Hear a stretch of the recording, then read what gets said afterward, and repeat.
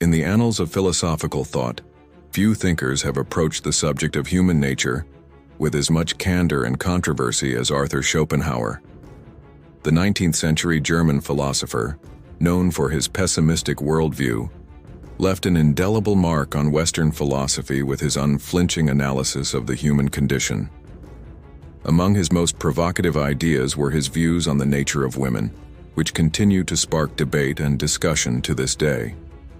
Schopenhauer's perspective on female nature, while deeply contentious, offers a lens through which to examine societal norms, biological imperatives, and the complex interplay between the sexes. His assertions, though often dismissed as misogynistic in modern discourse, warrant careful consideration for their historical context and potential insights into human behavior. At the core of Schopenhauer's philosophy on women lies the concept of the will to live, a fundamental drive that he believed underpinned all human actions and desires. According to Schopenhauer, this will manifests differently in men and women, shaping their respective natures and roles in society. For women, he argued, the will to live is primarily expressed through the preservation and propagation of the species. This biological imperative, in Schopenhauer's view, imbues women with certain characteristics that men often fail to recognize or acknowledge. He posited that women possess a heightened sense of pragmatism, particularly in matters of mate selection and resource acquisition.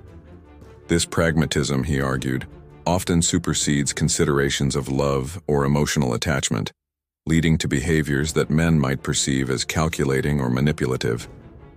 Schopenhauer contended that women's focus on securing a mate and ensuring the survival of their offspring results in a form of short-term thinking that prioritizes immediate gains over long-term consequences. This perspective, he believed, explained what he saw as women's tendency to be more concerned with appearances and social status than with abstract ideals or intellectual pursuits. One of the most controversial aspects of Schopenhauer's philosophy on female nature is his assertion that women are inherently less capable of objective reasoning and moral consideration than men. He argued that the biological imperative driving women's actions leads to a form of moral myopia, where the ends justify the means in the pursuit of security and reproductive success.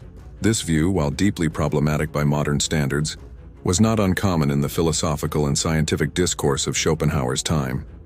It reflects the broader societal attitudes of 19th century Europe, where women's roles were largely confined to the domestic sphere, and their intellectual capabilities were often underestimated or dismissed outright.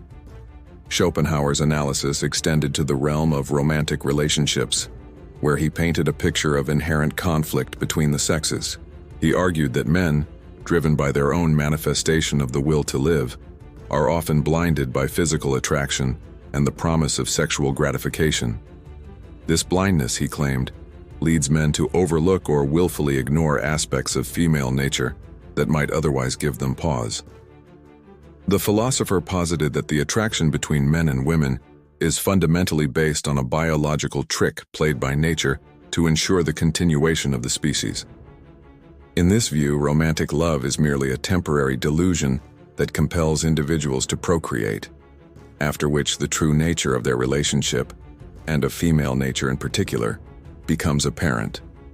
This cynical perspective on love and relationships was central to Schopenhauer's broader philosophy of pessimism. He saw human existence as a constant struggle between desire and dissatisfaction, with moments of happiness serving only as brief respites from an otherwise painful existence. In this context, his views on female nature can be seen as an extension of his overall worldview, rather than a targeted critique of women specifically.